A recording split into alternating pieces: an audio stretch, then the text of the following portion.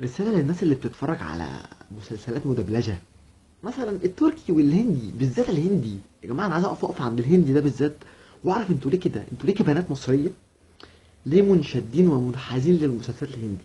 اول حاجة دول انتوا بتابعوا بقر، يعني ناس دماغها فلتة شمال. يعني اللي على التلفزيون واللي في الشاشة ده مش بالضرورة يكون في الحقيقة كده، ده اخره بعد ما يخلص المسلسل قاعد راح للبقرة، مندي لهندي لهندي، ده بيلعبوا بقرة. هو بس عشان يجيبولك مثلا شعره منمنم، عشان دقنه حلوه، عشان تفاحه ادم، عشان مشعر من هنا، عشان عنده شويه عروق. مش ده المقياس اللي بتقيسي بيه، مش ده المقياس اللي تبصي للبطل بتاع المسلسل ان هو اوه ده فاكر.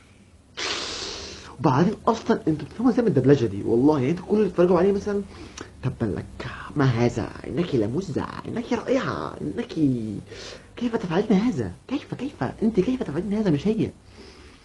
وبعدين بقى ردود فعلكم وانتوا بتتفرجوا على المسلسل الهندي ده بتضحك، والله بتضحك، ولا كأن الكلام كله يعني جاي لكم، انتوا مش جاي لبطلة الفيلم ولا بطلة المسلسل اللي بتتفرجوا عليه.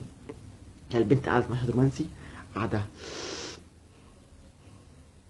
اوه بص بيكلمها ازاي، بص بيعملها ازاي، تبقى قاعدة مقهورة على حظها الاسود المنيل. ما طول ما انت بتتفرجي على الحاجات دي هتعقدي في نفسك وتشيلي وتحطي، بلاش تتكلمي على الحاجات دي بلاش. والسلام بقى لو مشهد دراما او حته مؤثره في الفيلم، حاجه حزينه، حاجه بقى سوداويات، تلاقي البنت قاعده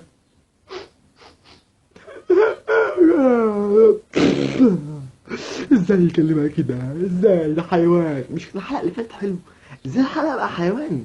ايه اللي كلامك، فكك من الكلام ده، عشان الكلام ده مش بياكل عيش من الاخر.